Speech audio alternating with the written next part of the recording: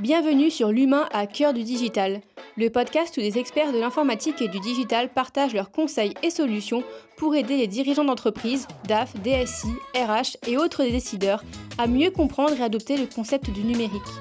Notre objectif, vulgariser des sujets complexes pour en faire des leviers accessibles de rentabilité et d'efficacité. Alors, si tu te reconnais dans ces explications, abonne-toi pour ne rien rater de nos prochains épisodes. Et en attendant, place à l'épisode du jour et bonne écoute à tous.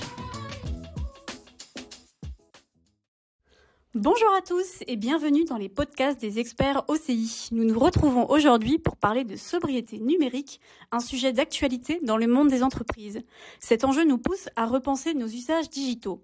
Aujourd'hui, zoom sur les smartphones que nous utilisons dans notre quotidien professionnel avec Yasmina et Nicolas, experts du sujet.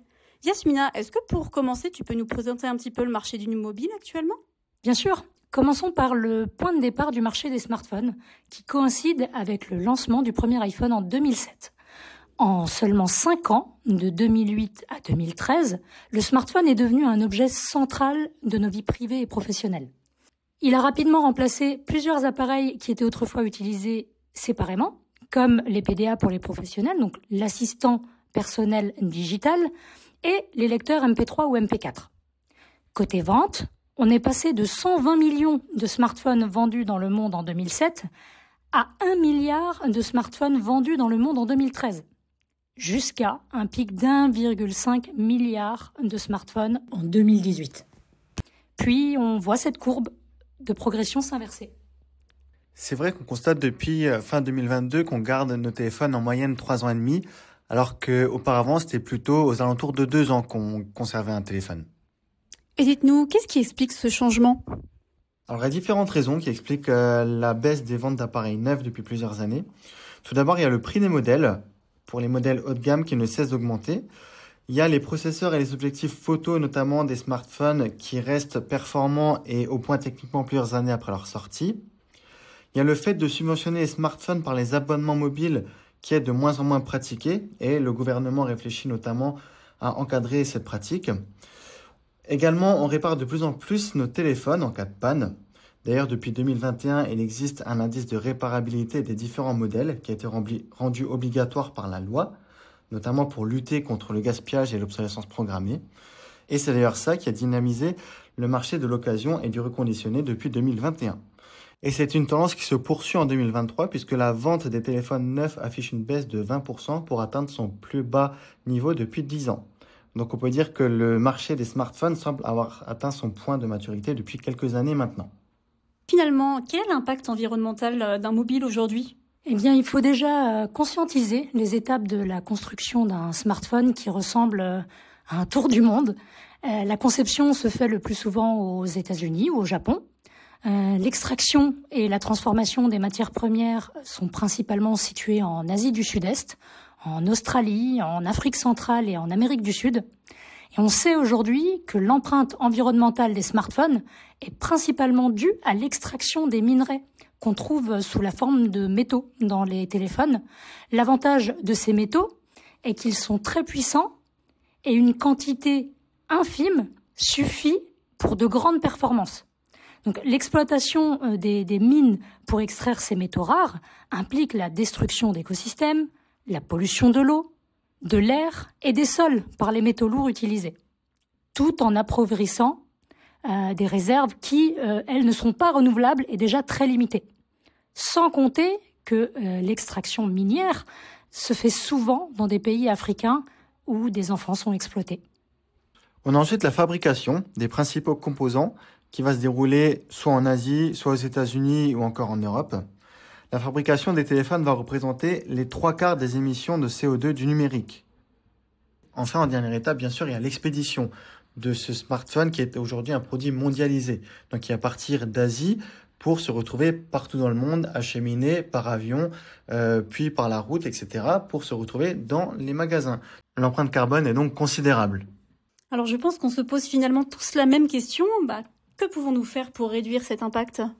Eh bien, si la conception est la phase la plus polluante, réduisons-la. La majeure partie des émissions de gaz à effet de serre du numérique proviennent de la fabrication des smartphones. D'autant plus que dans 90% des cas de renouvellement, les smartphones fonctionnent encore. Passer de 2 ans à 4 ans d'utilisation avant de remplacer vos appareils permet de diminuer leur impact écologique de 50%. Et en prime, c'est souvent bien plus économique. Je dirais également aux sceptiques de déconstruire l'idée qu'ils risqueraient d'avoir un mobile moins fiable en reconditionné. Aujourd'hui, on est capable de fournir des équipements reconditionnés à neuf avec des garanties égales aux produits neufs. 1/3 des Français ont fait le choix d'un smartphone de seconde main et 75% d'entre eux ont l'intention d'en racheter. Et c'est d'ailleurs une pratique qui se démocratise chez les professionnels au travers de l'application d'une politique RSE. L'an dernier, un smartphone sur 5 vendus était reconditionné.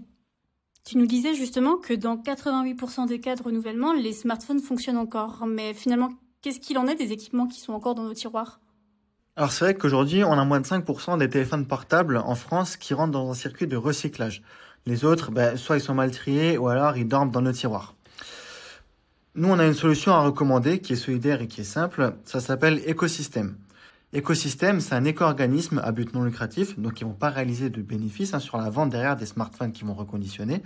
Par contre, ils vont prendre en charge l'envoi de votre smartphone à reconditionner. Ils vont s'occuper de la suppression de l'ensemble des données qui s'y trouvent et ils vont remettre en état le téléphone. Lorsqu'un téléphone passe derrière avec succès les tests de fonctionnement, alors il va être revendu à un prix solidaire dans les salles de vente des ateliers du Bocage et d'Emmaüs. Si un téléphone ne peut pas être réemployé, qu'est-ce qui va se passer ? Alors, il va être acheminé vers un site de recyclage partenaire d'Écosystème pour y être dépollué et recyclé sous forme de nouvelles matières premières. Donc, ça va être les plastiques, les métaux, etc., qui serviront ensuite à fabriquer de nouveaux équipements ou d'autres objets. Ok, et quels conseils donneriez-vous aux professionnels avant ce dernier recours ? Eh bien, je dirais stop au renouvellement opportuniste. Cette fameuse mécanique qu'on connaît tous, de points ou de fidélisation pratiquée par les opérateurs.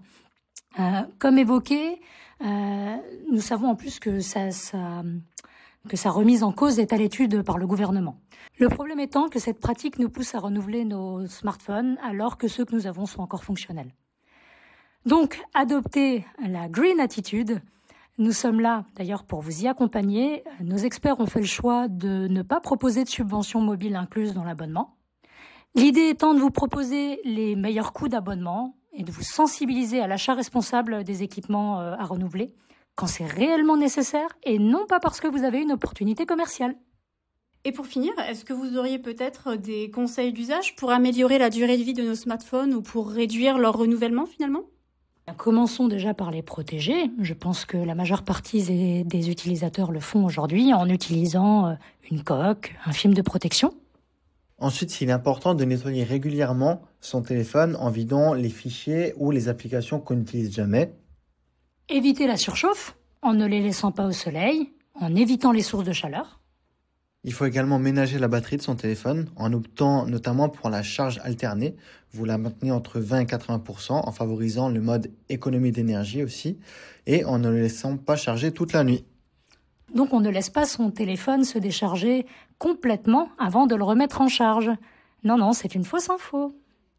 Et enfin, pensez à recycler vos mobiles via Écosystème, comme vous le disait Nicolas, l'éco-organisme qui vous accompagne dans cette démarche, via le site qu'on vous met en description, jedonnemontéléphone.fr. Eh bien, Yasmina, Nicolas, un grand merci à vous pour toutes ces informations. Et de notre côté, on se retrouve très vite pour un prochain podcast. Vous avez apprécié ce moment ? Alors laissez-nous un commentaire, un avis ou partagez cet épisode autour de vous. Et nous, on se dit à très bientôt pour un nouvel épisode de l'humain à cœur du digital.